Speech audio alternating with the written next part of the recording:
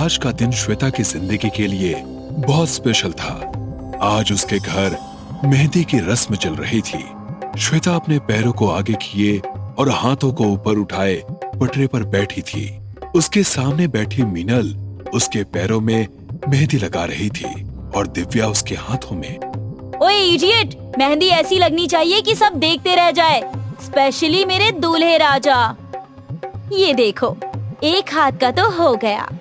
श्वेता खुश होते हुए अपने हाथ को चेहरे के करीब लाकर मेहंदी देखने लगी।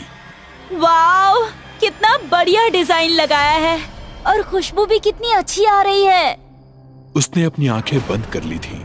सबने देखा कि अचानक उसकी सांसें बहुत तेज तेज चलने लगी। Shweta, are you okay? Meenal ने कंधा पकड़कर उसे हिलाया। तभी श्वेता ने आंखें खोली।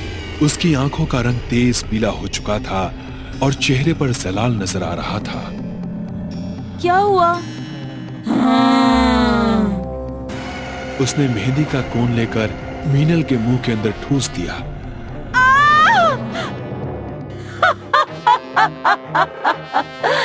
मेहंदी मुबारक हो। ऐसा कहकर वो दिव्या पर नाखूनों से हमला करने लगी, लेकिन वो किसी के काबू में नहीं आ रही थी। उसने थाली में रखी मेहंदी को बुरी तरह अपने शरीर और चेहरे पर रगड़ डाला और फिर चिल्ला पड़ी। उसके शरीर से एक भयानक आत्मा बाहर निकली जो सभी को नजर आ रही थी। कौन हो तुम?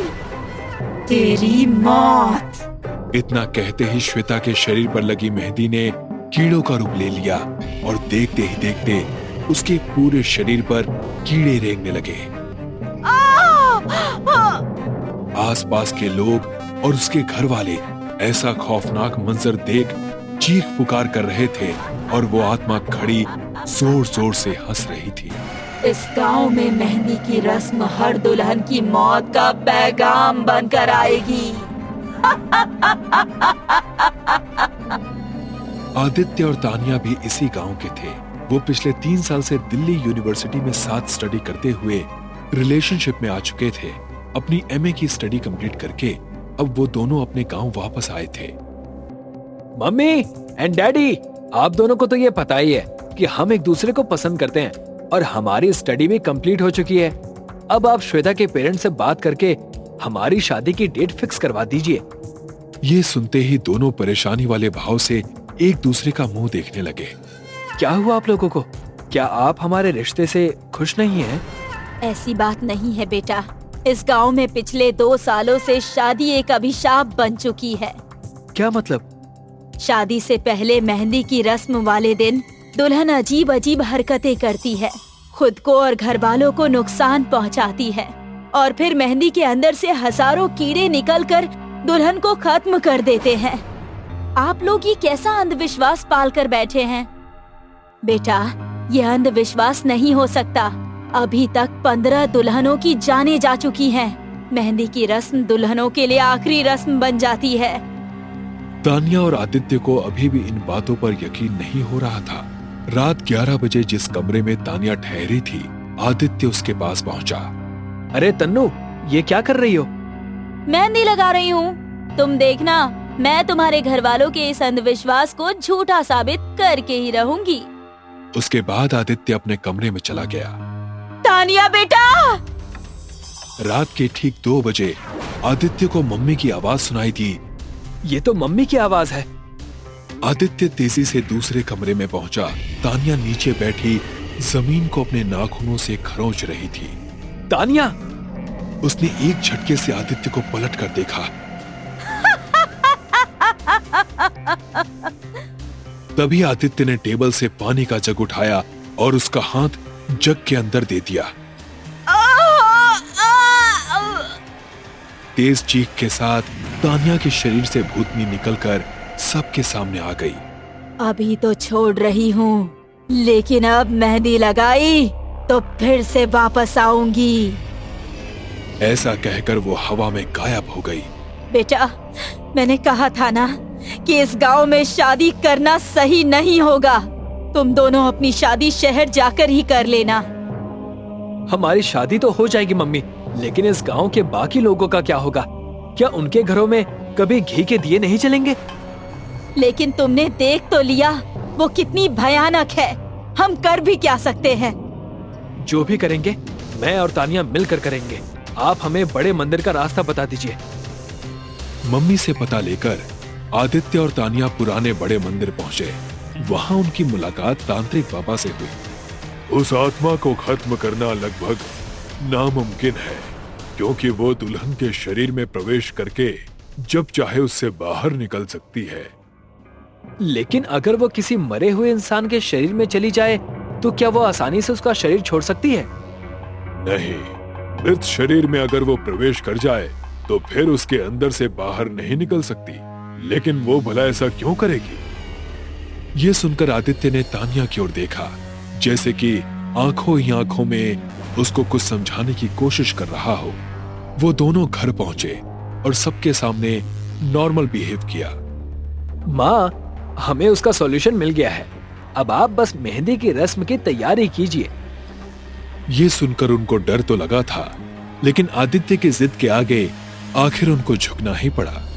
अगली सुबह घर की सजावट शुरू हो गई। शाम ढलने पर सभी मेहमान भी आ चुके थे।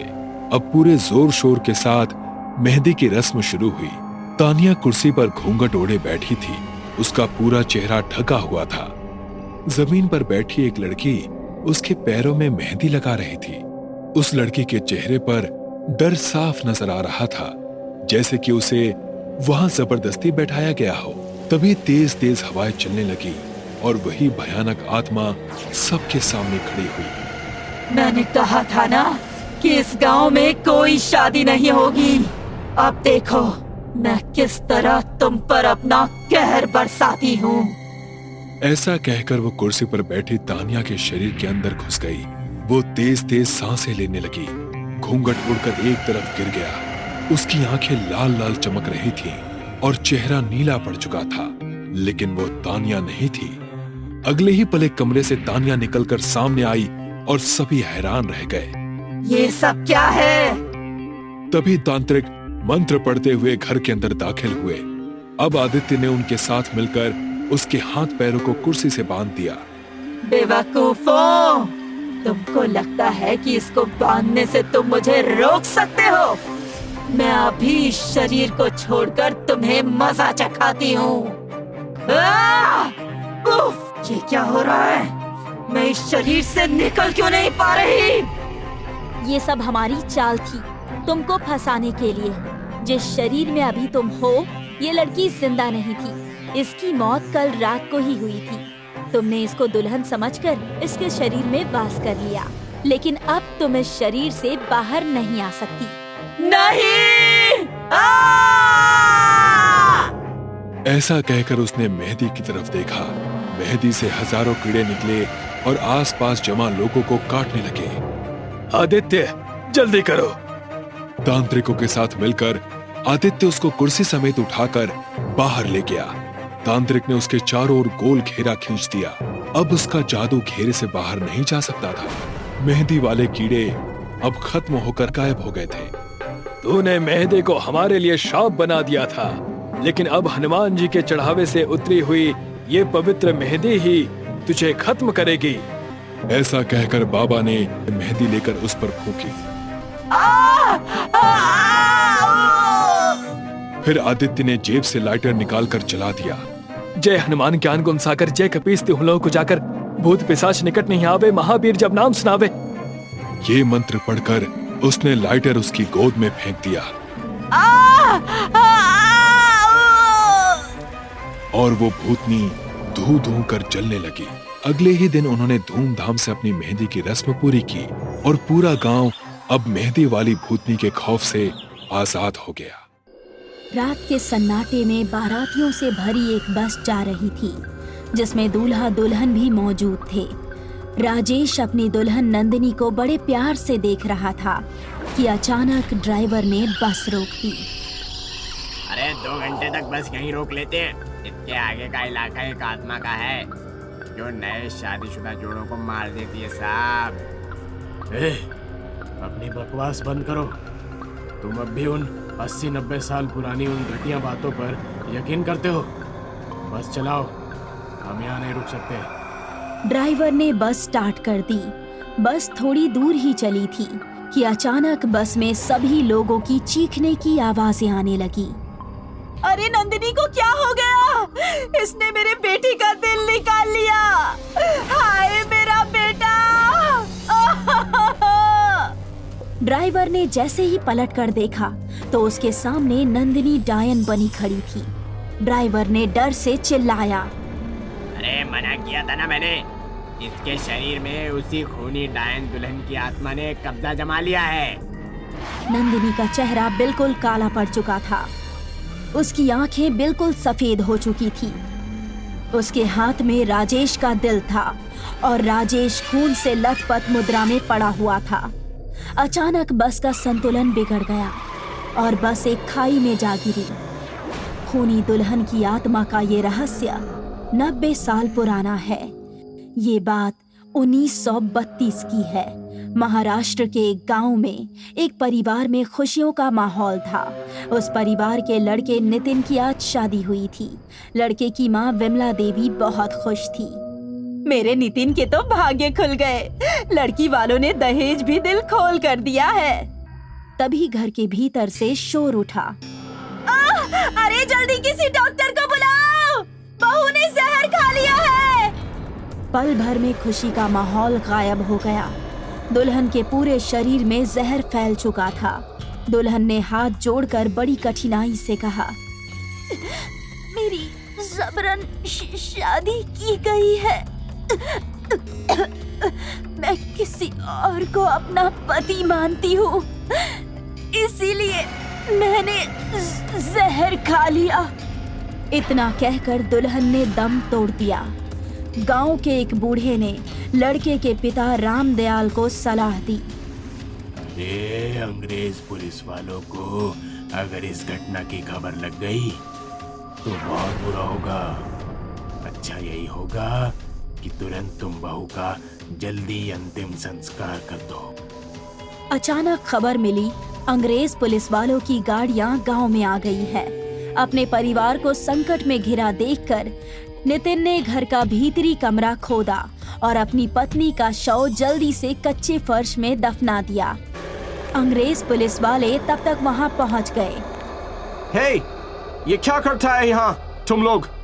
अरे कुछ नहीं साहब, इस घर का जवान बेटा बीमार हो गया है, उसे ही देखने आए थे। कहाँ है? दिखाओ हमें। अंग्रेज घर के भीतर जा घुसे, लेकिन लड़के के पिता रामदयाल ने उन्हें देख लिया था। वो तुरंत बोले, माय बाप, मेरा लड़का बीमार है, जोर से मत बोलिएगा।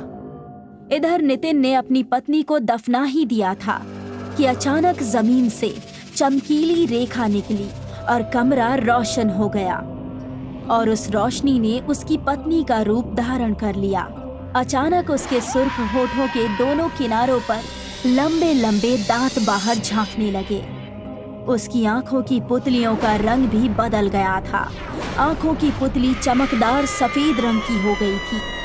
वो डायन में बदल गई थी और वो भयानक फटी फटी आवाज में बोली, तू ही मेरी मौत का कारण है।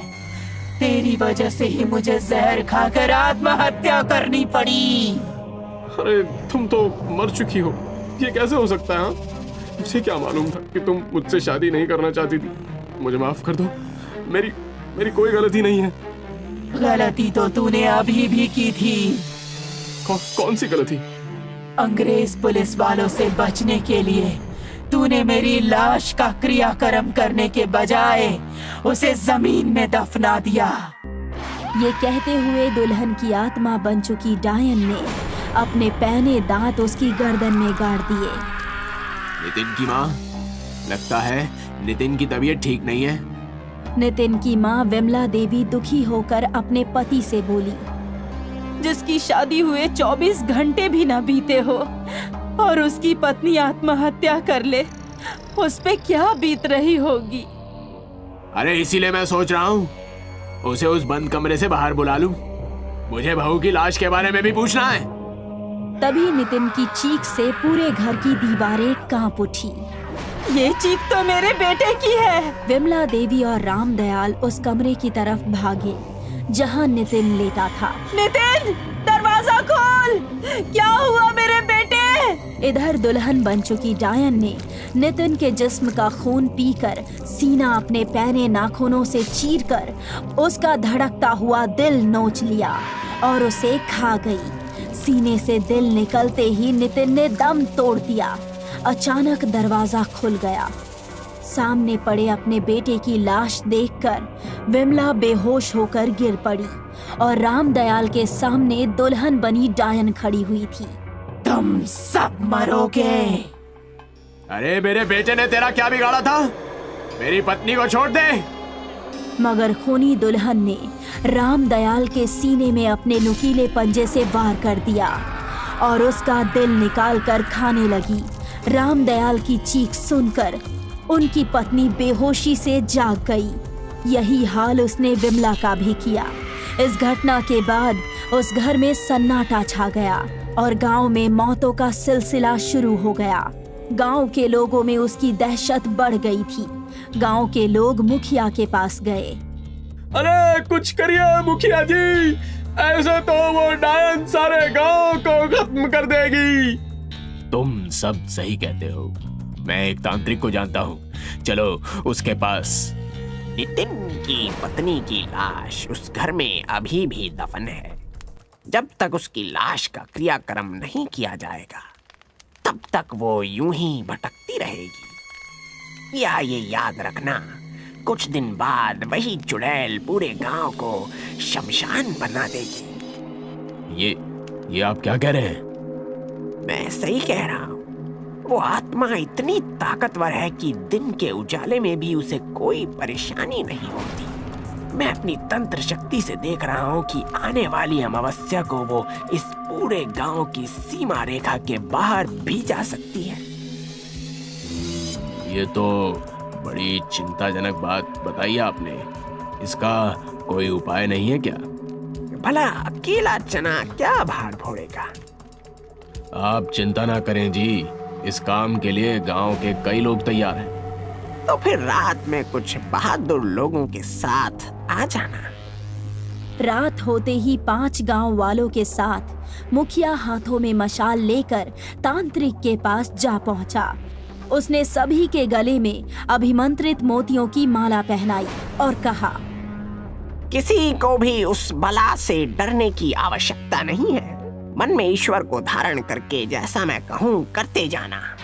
हम आज अवश्य ही सफल होंगे। आओ चलें।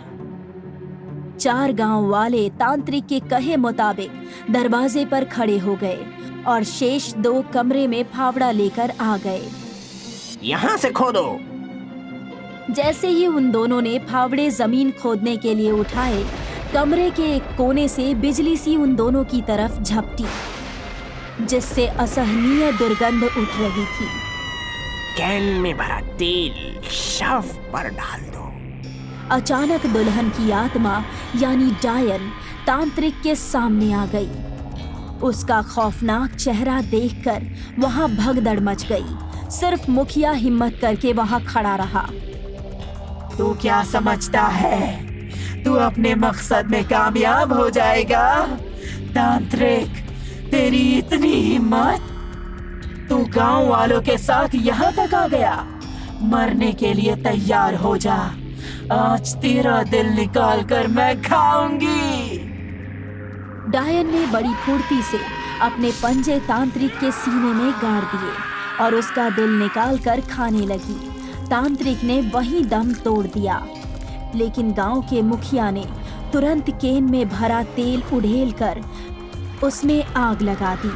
आग जलते ही डायन तड़पने लगी और वहां से गायब हो गई।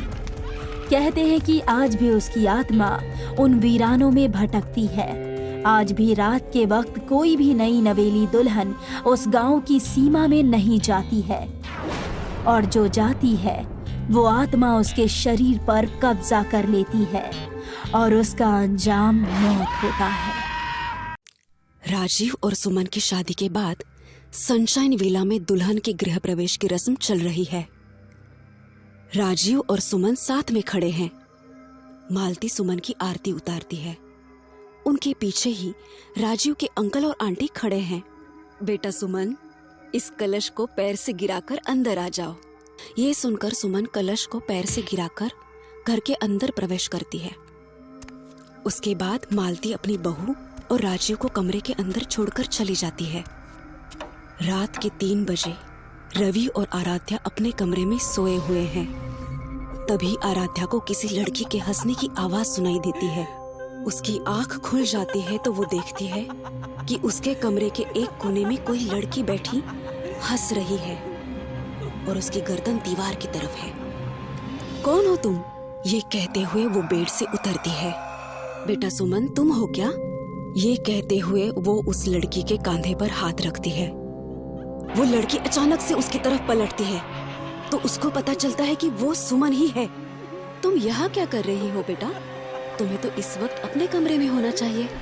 ये सुनते ही सुमन उसकी तरफ गुस्से से देखने लगती है और झपट कर उसे जमीन पर गिरा देती है और फिर उसके सीने पर बैठकर कहती है, मुझे कहा होना चाहिए ये बताने वाली तू कौन होती है?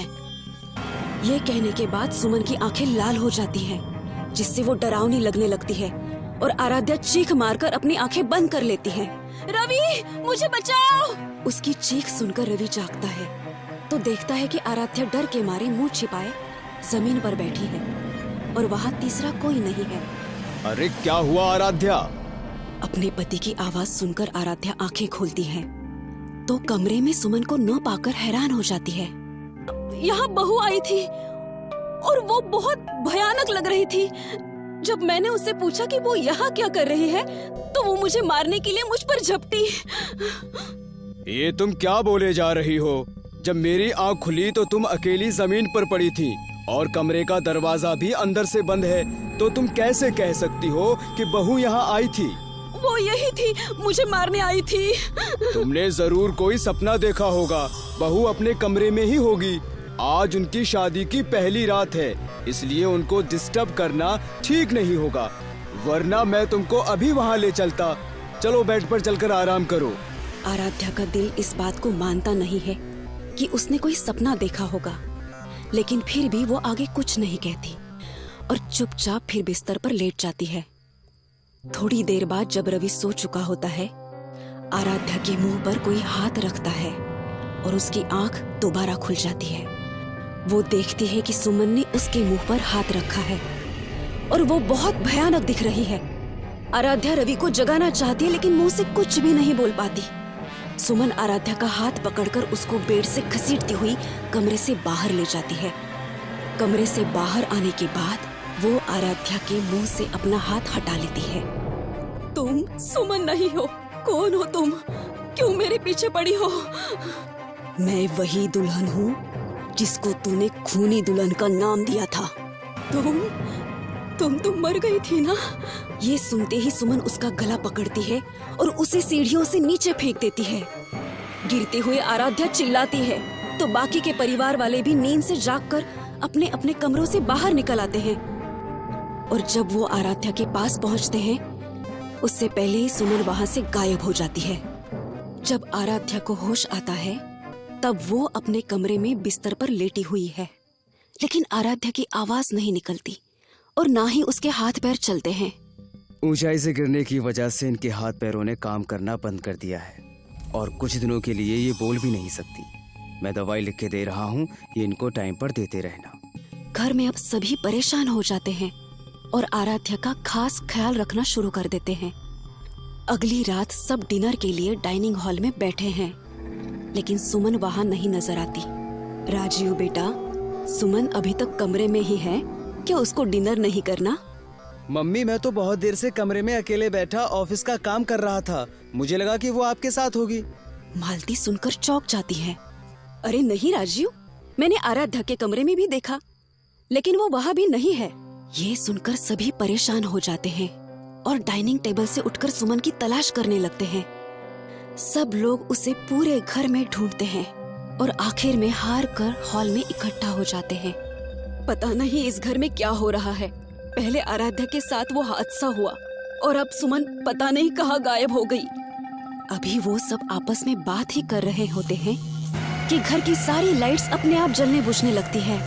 उनको दिखाई देता है कि सामने सीढ़ियों पर से सुमन अपने दुल्हन वाले अवतार में धीरे धीरे नीचे आ रही है, लेकिन उसके बाल खुले हुए हैं।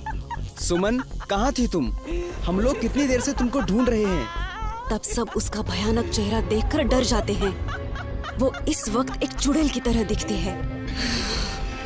बुढ़िया, पहचाना मुझे? ये कहते हुए सुमन मालती की तरफ झपटती है और उसकी गर्दन पर दांत गाड़ देती है। मालती चिल्लाती है और उसके बाद बाकी सब मिलकर मालती को उससे छुड़ाते हैं। सुमन, ये तुमको क्या हो गया है? तुम क्यों सबको नुकसान पहुंचा रही हो? मैं सुमन नहीं हूँ। क्या कहा था तूने मुझे कि मैं खूनी दुल्हन हूँ? याद आया कुछ? ये सुनकर मालती को याद आ जाता है कि ये सामने वाली लड़की कौन है। ये क्या बात कर रही है माँ? पिछले साल हमारे पड़ोस में रहने वाले प्रताप की शादी इससे हुई थी।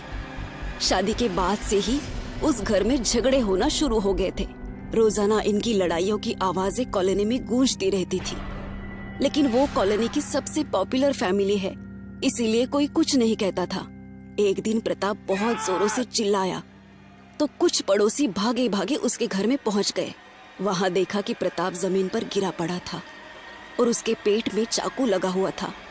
सामने ये लड़की, जिसका नाम अक्षरा है, खड़ी थी। सबको यही लगा कि इसने ही अपने पति को मारने की कोशिश की है। ये कह रही थी कि इसने कुछ नहीं किया, प्रताप झूठ बोल रहा है, लेकिन लोगों ने तरह तरह की बातें बनाना शुरू कर दिया। सब लोग उसी को खूनी दुल्हन कहने लगे और फिर इसको पुलिस के हवाले कर दिया। जेल में जाने के बाद मैंने वहां आत्महत्या कर ली, लेकिन अब मैं उन लोगों को नहीं छोड़ूंगी जिन्होंने मेरा साथ नहीं दिया था। ऐसा नहीं है बेटा, जब तुम जेल चली गई थी उसके कुछ दिन बाद हमें प्रताप की असलियत पता चली। आराध्या और मैं तुम्हारे बारे में स्टेटमेंट देने पुलिस स्टेशन जाने ही वाले थे, लेकिन प्रताप ने पूरी कॉलोनी के सामने हमें धमकी दी और कहा कि अगर कोई भी उसके खिलाफ पुलिस के सामने कुछ बोला तो वो अपने पैसों के बल पर उसको मरवा सकता है। इतना कहकर मालती उसको बहुत देर तक समझाती है, उससे माफी भी मांगती है, जिसे सुनकर अक्षरा की आत्मा उनको माफ कर देती है।